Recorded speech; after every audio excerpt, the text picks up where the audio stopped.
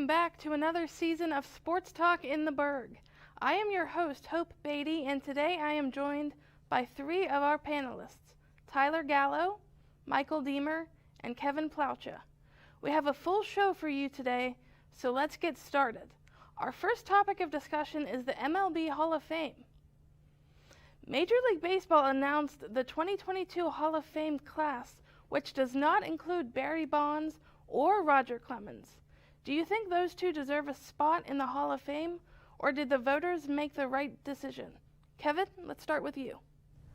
So before I get into my take here, here's a quote from a sign from the National Baseball Hall of Fame. Quote, "The National Baseball Hall of Fame and Museum's mission is to preserve history, which is what we seek to do throughout the museum," end quote. I don't know about you guys, but I don't think they're doing a very good job Here's of that. the issue, Kevin. I think that the BBWAA, there we go, was afraid of catering to other controversial figures like Pete Rose and others that have used steroids in the past. I mean, these two guys, Barry Bonds transcended the sport. There's no doubt about that. If you take away all of his home runs and turn them into outs, his on-base percentage is still 4 points higher than David Ortiz's. Everyone's seen the SB Nation of if Barry Bonds had a bat. I mean, if he didn't have a bat at all, he would still have the highest OPS in the 2004 season. He actually had the best OPS, or over 1250 OPS, in 4 consecutive seasons in that time frame. So, I mean, it's obviously like a tragedy that he's not in. And listen to this. Before 2000, when he was, quote unquote indicted, or not indicted, but like linked with steroids, he had almost 500 home runs and over 1,000 RBIs. He was a player that was one of the best players of all time, absolutely deserving to be in the Hall of Fame. It's an absolute disservice that he's not in there. And then Roger Clemens, same thing. One of the most dominant pitchers of all time, most Cy Youngs of all time, pitcher that absolutely should deserve to be in it. So also speaking of David Ortiz, though, like he got in this year, and in 2003, all the way back there, he tested positive for a banned substance. So it doesn't make sense that he's in and Bonds isn't. Completely agree. Last week was possibly Big Ben's last game of his career. What impression did he leave on you? Tyler. Despite the last, couple of years of him sort of just being there, I think early on when his connection with AB, when it was good and not in a rift, I think that was just stuff of legend. I mean, just incredible connection with that wide receiver. That one definitely made me tune into more Steelers games than I watched before. And a good player, and seeing those two go to work during their best times together definitely left a good impression on me for Big Ben. Completely agree. I mean, not to show my bias or anything, or unbiased, I should say. I mean, Ben Roethlisberger and the Ravens rivalry, that transcended the rivalry. I mean, like, it's obviously very fun, the Ravens and Steelers rivalry. I mean, he basically made that a game to watch on like a 1 o'clock afternoon if it was. So yeah, I obviously have to give credit where it's due. Even though I know that pains you to say right there, Michael. Yeah, he had a fantastic career, but it really stinks that it kind of ended with a whimper more than a bang. Especially that game last week against the Chiefs. They didn't get past their own 43-yard line in the first half. So I wish his career would have ended better, but still. The Bengals took down the Titans Saturday to move on to the AFC Championship game. Is Joe Burrow and Jamar Chase the best quarterback-wide receiver tandem in the NFL? Michael. I think so. I mean, even though this is the very first year that this. What? Dude, the very you first do? year. Yeah, that's right. Maybe the years to come. Maybe the years to come. That's what I'm saying. I think right now, but I mean, then the AFC Championship game together. So well, here's the deal with that, Michael. They have been playing together for a long time, but only 1 year in the NFL. If I'm going to see them overtake Mahomes and Hill, which I think is the best duo, they got to do it for more years and more consistently. Burrow wasn't very good last year with just guys like T. Higgins stuff to throw to. And then Chase came here. Yeah, then Chase came in and they played well, but they got to continue it. It could be a 1 year wonder thing. You never know with NFL players. It could be an injury, it could be stuff like that happens in that situation. Yeah, I mean, Jamar Chase is a rookie. I can name you at least 3 duos that are better than them. Like you said, Mahomes and Hill, Rodgers and Devontae Adams, and even Matthew Stafford and Cooper Kupp, who doesn't seem to get a lot of love. That's also a 1 year thing too, Kevin. But I think Mahomes and Hill, they have the consistency, and you could say Mahomes and Hill are a bit diluted because he's also got Kelsey to throw to, and even some other good guys. I just think these guys are the top for now. If you see a few more years of Chase and Burrow, I think that they'll take over that role. I was going to say that to your too. point, though, about if it's a 1 year thing, they won a national championship together. They aren't new to each other. Right. They've known each other forever, since LSU days. So, I mean, I don't think it's a 1 year thing. I think it'll be a thing in the AFC North for years. The Packers fell to the 49ers on a last-second field goal. With a loss, it could be the last time we could see Aaron Rodgers in a Packers uniform. With that being said, where do you think Rodgers will go after this season? Kevin. So I think he's going to go to a team that is in desperate need of quarterback help, the Denver Broncos. I think the Broncos are just a quarterback away from contention, or rather a better expectation, just making the playoffs. I don't really know about that for the Broncos. They've had quarterback issues ad nauseum over the past few years, but I think honestly it's time for him to pack it up. You know, he has a ring. Yes, he has a ring, but the way he just implodes in the postseason every year, I don't think any team wants to bank on that happening. He hasn't gotten out of the second round in a couple years now. He's an MVP candidate. I feel like this is like deja vu. We heard this last year. Is he going to go somewhere else? And then he stayed, and then now he's had himself a pretty decent season again. I feel like he's actually going to stay in Green Bay. But here's the issue with that. Do the Packers want him to, again, lose in the championship game? Or do they want him to just be the guy that bridges them to maybe their next quarterback? Well, they did draft Jordan Love for a reason, right? They're not just going to draft him and keep him on the bench for 5, 10 years. That's what they've done. Long. That's what It they've done seems so like far. that's what they've been doing. Yeah. Aaron Donald had a stellar game against Tampa Bay on Sunday. Is he more deserving of the Defensive Player of the Year award than TJ Watt? Michael. I think this is just another example of recency bias. I feel like TJ Watt actually deserves to be the Defensive Player of the Year. He has the tied for the single-season sack record, or was 1 sack away, and like you can't hold that against him just because we saw Aaron Donald in the playoffs. I mean, I feel like and I'll go off of that a little bit. I do think Watt should be Defensive Player of the Year, but let me play devil's advocate. Do you think because Donald's gotten so deep in the playoff, do you think because his team has had success as opposed to the Steelers just being, knocked around in the first round, do you think that's the reason why he could win it? I don't think it is. Absolutely. I think it is. The Rams have had much more postseason success lately. The Steelers obviously have not. So I think it's definitely a recency bias for sure. Yeah, but keep in mind that most of these awards are voted on before the season's over. That's so true. the postseason doesn't really matter in these scenarios. But you can't argue with the sack record. I think that's the biggest thing here. And the way he sort of just strikes fear into the opposition, the same way Donald does. Don't get me wrong with that. I just think it's a little bit more, serious in Watt's scenario than Donald. For sure. While I can introduce this next topic, let's send it to someone who's closer to the subject, Mr. Buffalo himself, John Hanna. Sunday's AFC divisional round game between the Chiefs and the Bills ended in overtime, with the Bills not having a chance to respond. Were the Bills...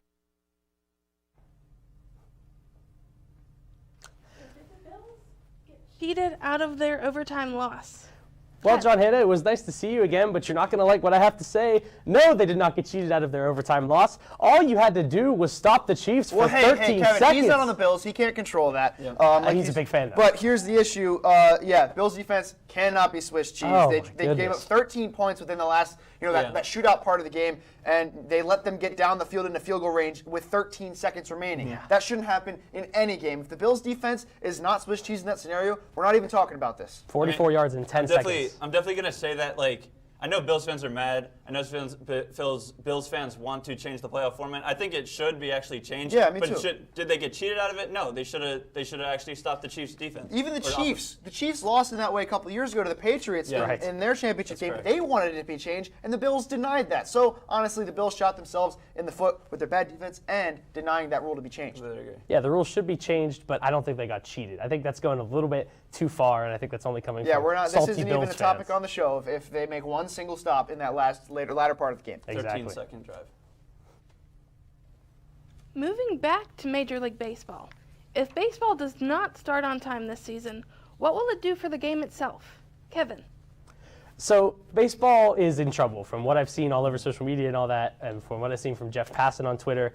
They will lose a ton of money. The season could be shortened quite a bit, and those players that try to make a name for themselves in spring training, that could be cut short, and that time will not be there for them. Here's what I exactly think it's going to happen. Like it did in the 90s with the strike in 94, it's going to alienate fans from the baseball, and unfortunately, I don't think baseball has another steroid era up its sleeve to revive the sport. Yeah. And let me tell you, if I have to miss out on a year of Max Scherzer in orange and blue, I'm going to be extremely angry. Boy. This sport definitely needs someone to step in right now and just say, hey, what are we doing? They're close, or not really close, but there's progress being made, and that's the biggest thing right now. But I don't think spring training is going to start on time. As you said with the strike, people are turning away from baseball. I think it's going to be even maybe continue, and I think the fall classic, I should say, the World Series, their ratings have been down for 20 years from now. I don't think it's actually had a significant jump for since the 90s. So I don't think they have, as you said, a steroid era up their sleeve to give people back the younger audience. I don't think will actually be attached to baseball. Shifting now to the NHL, is Penguins goalie Tristan Jarry on the road to winning the Vezina Trophy? If not, who is playing better at this point in the season? Well, Hope, Jarry is playing extremely well this year. There's no wrong about that, but it's hard to discount the year that Igor Shesterkin is having for the Rangers. Despite playing 7 fewer games, Shesterkin leads in all the statistics you think about: goals against average, save percentage, goals against percentage minus, and goals saved above average. All the stats that the pundits judge at the end of the year. But you know who he's tied with? Tristan Jarry. Jarry is tied in save percentage with 926 and wins at 26 and 6 in goals against average with 212. No one cares about wins when it comes to award season, Michael Deemer. Big Everybody fan. knows that. Hey. But the goals saved above average is the one that really tells the biggest story here, because that's the one that he is having that's on pace for one of the best seasons in NHL history, not just this year. I'm a big fan of Andrei Vasilevsky. You know, him and Jarry have very similar stats. Jarry's goals against average is lower than Vasilevsky's, and Jarry has a slightly better save percentage. But you know, Vasilevsky, he has that more experience, and I think he's more talented. And you know, Jarry, we sometimes see him get a little shaky as the season goes on. I will tell you this: Jarry was. I mean, people were against Jarry at the beginning of the season. Yeah. He's just completely turned it on his head. There were people that were calling for his head after that one bad postseason series last year. For him, the way to turn this around this year and have all these 3 good goalies in the same conversation is extremely important for the Penguins' success, and he has been the driving force behind it. Definitely agree. Moving on now to the NBA. Grayson Allen fractured Alex Caruso's wrist on Saturday. With that being said, who is currently the NBA's dirtiest player? Michael. I think you already said it, Hope. I think it actually is Grayson Allen. Grayson Allen has had a history with these sort of instances, especially in college. And at Duke, he's been trying to trip people on 3 separate occasions. I don't think that has changed ever since he got into the league. Yeah, it's hard to associate dirty play or not associate dirty play with Grayson Allen. That coupled with his history and coupled with the half-hearted apology he had on Discord of all places shows how much he does not give a crap about what just happened. Yeah, you know, the dirty players of the NBA, I think, are long gone. Even if you compare him to guys like, you know, back to Ron Artest, or even today like Patrick Beverley or Draymond Green. But all I see Draymond Green doing today is arguing with officials after every single play. You know, he's not smacking guys out of the air and fracturing wrists. So definitely Grayson Allen. Yeah, Allen definitely has that typical. There was the whole story, a history about it, in that, like you said, mentioned before, Secret Base did a video on J.J. Redick, who was the same way in college. Grayson Allen is that guy, but now on into the NBA, he carried on unlike Redick. He's a poor man's Christian Laettner. Shifting gears now to tweet of the week, which is, quote, Mahomes Allen is officially the new Brady Manning. I don't need to see anything else. This is from Mike Golick Jr., who is an ESPN broadcaster. What are your thoughts on this, Kevin? So, like we talked about earlier with Burrow and Chase being considered the best QB wide receiver tandem, I think we need to wait a little bit before we make a kind of declaration like that. You know, Josh Allen, I think he needs to show a little bit more postseason success and less of the postseason choking before, you know, think about a few years ago when he had that game against the Texans where he blew up in the playoffs, and it was really bad. No. The Texans, yeah, right. The Texans of all team.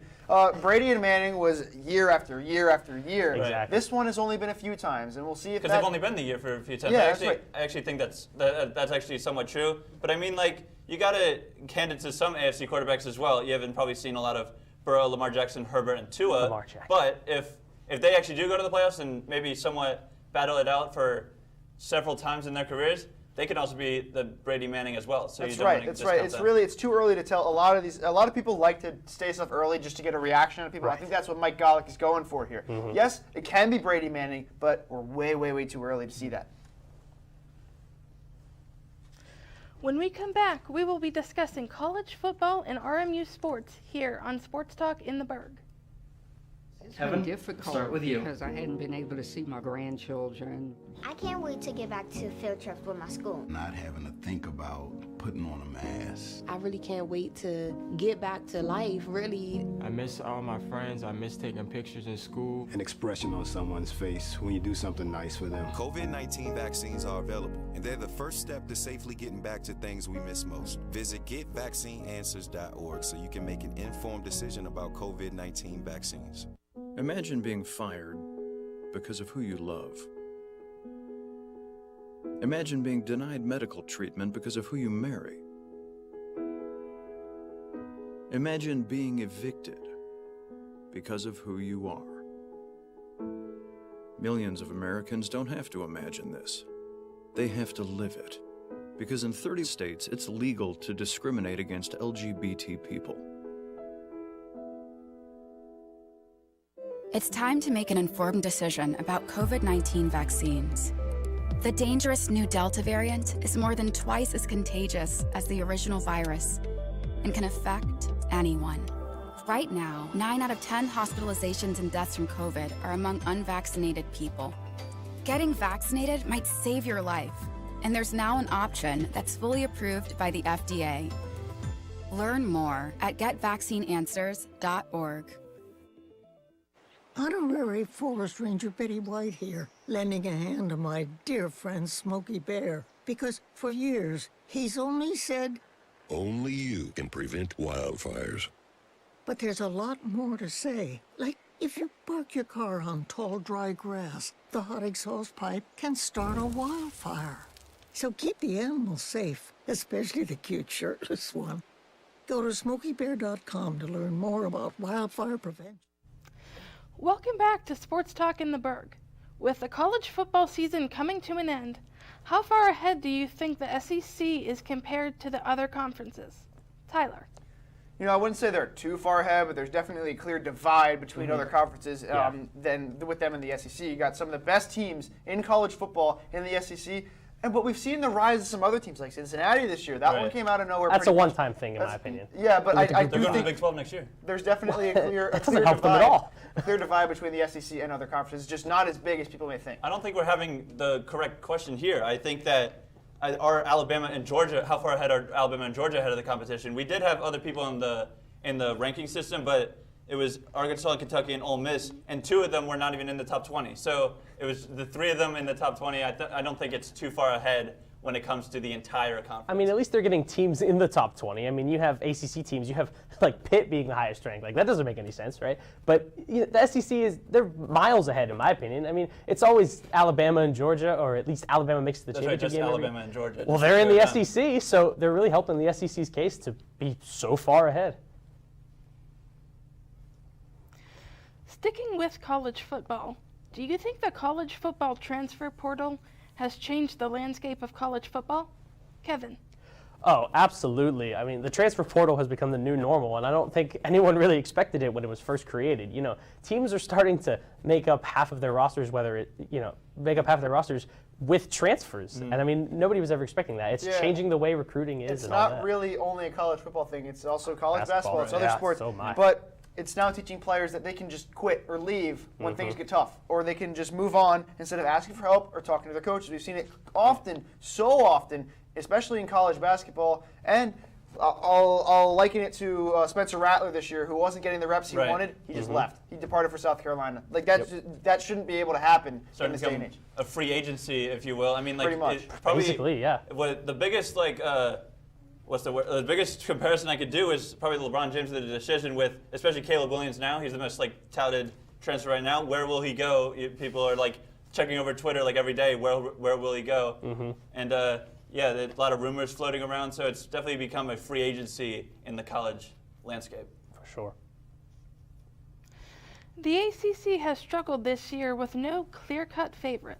Is the ACC falling behind, especially with Roy Williams gone and Coach K leaving soon? Michael. I think so. I mean, I checked Joe Lunardi's latest bracketology, and he had 5 teams in, but I think that's a little bit generous. It seems like North Carolina and Miami, they don't have any Quadrant 1 wins at all. So if you actually don't have any of those wins, you're not going to make the tournament. So probably 3 teams max. Miami beat Duke. Yeah. So I think your argument's a little bit off there.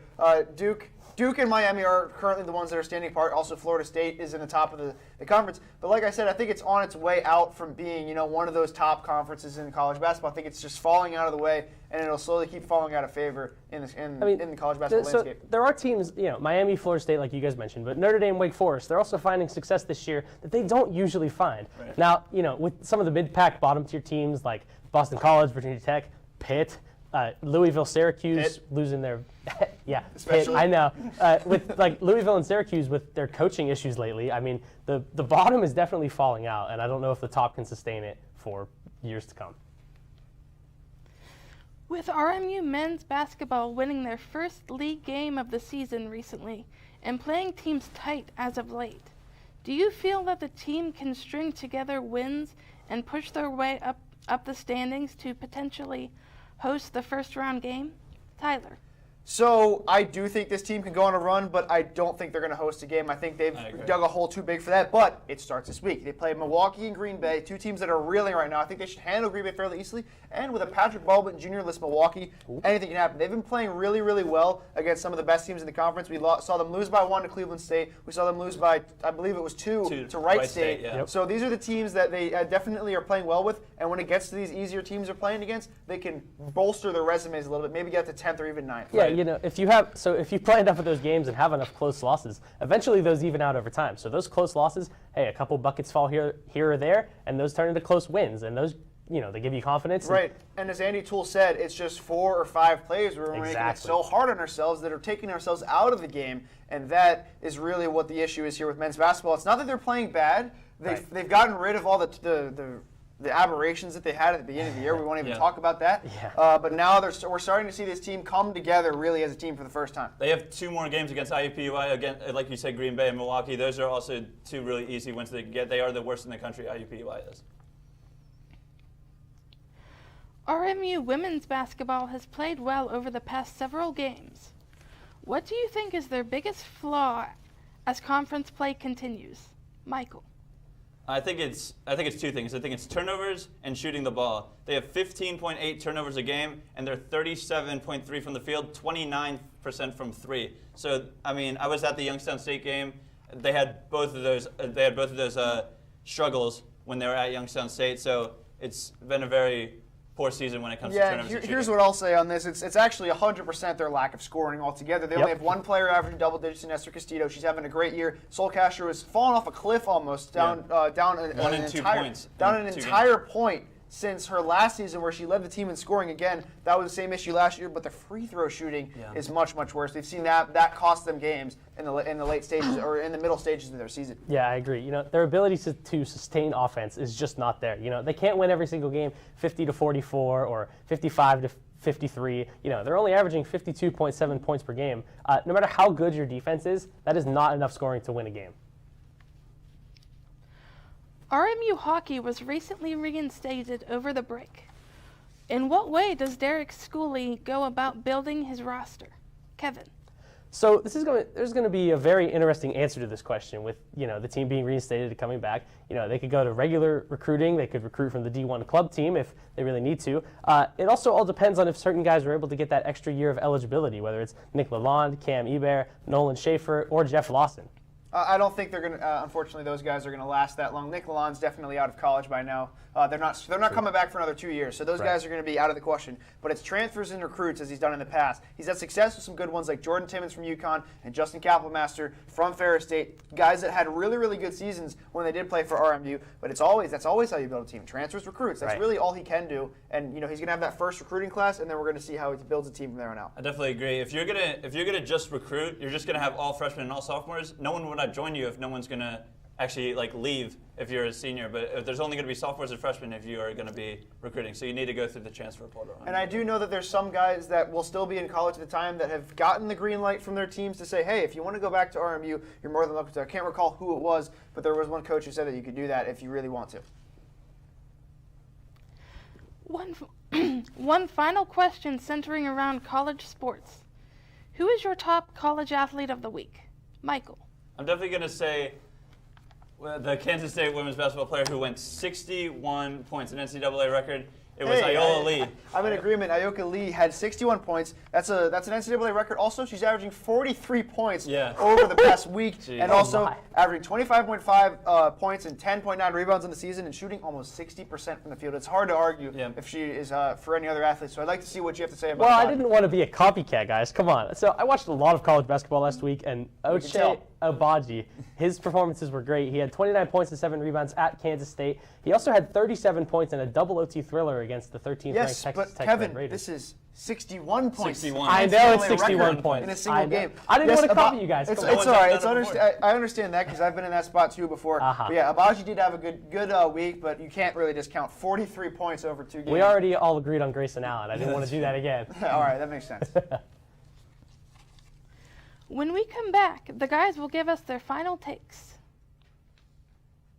Severe weather can strike anytime, anywhere, but there's a simple way to stay safe. Hey, Jim Cantori here. I stay safe in dangerous weather by planning ahead. You can stay safe too with a few easy steps. Build an inexpensive kit with supplies for your family's needs. Write down important information like phone numbers and medications. Always talk with your family and remember any pets in your planning. Be ready, be safe. Start your plan today at ready.gov/plan.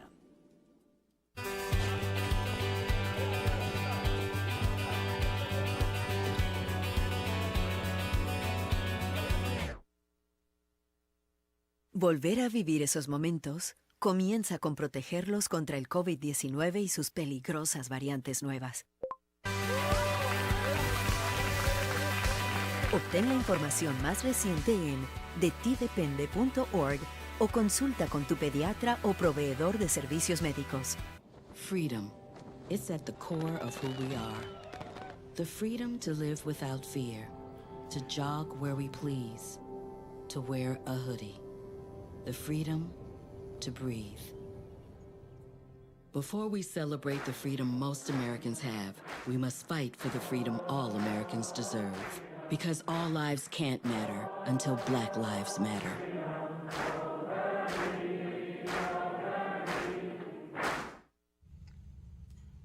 Hey, boss. Okay. Said I'm fine.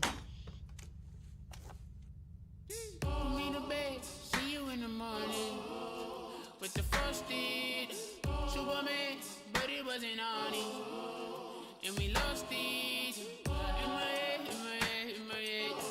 We were underlay in my head. Hey, son. Hey, Bob. You know you can talk to me. Yeah. Welcome back to Sports Talk in the Burgh. It's time for the guys to give us their final takes. Tyler, let's start with you. Or Michael Deemer, I'm sorry. Could you believe that the Olympics are next Friday? Some people have completely forgotten that the Beijing Olympics are the host of the Games once again, becoming the first city to host the Summer and Winter Olympic Games. But there are a few faces that Beijing will miss. The NHL players. The NHL will not allow players for the second consecutive games due to health and safety reasons. Really? The NHL has not been doing its job when it comes to keeping the consistency when it comes to health and safety protocols. The NHL announced that asymptomatic testing players do not need to be tested. And that's insane in my opinion. They said that they could go, but now that it can't, and I call that a tragedy. We'll miss the best players in hockey in Beijing, but hey, at least we'll see former Penguin and Capital Aaron Ness. Let's talk about some more college basketball. Everyone's eyes have been on teams like Gonzaga, UCLA, and Baylor for obvious reasons, but I'm here to say that this is the year of the Tiger, specifically the Auburn Tigers. War Eagle, baby. They are #1 in the country for the first time in program history and have drawn so much buzz from the college basketball world. Spearheaded by Jabari Smith, who is averaging 15 points per game, the Tigers have created a culture that is envied by hundreds of teams throughout the nation.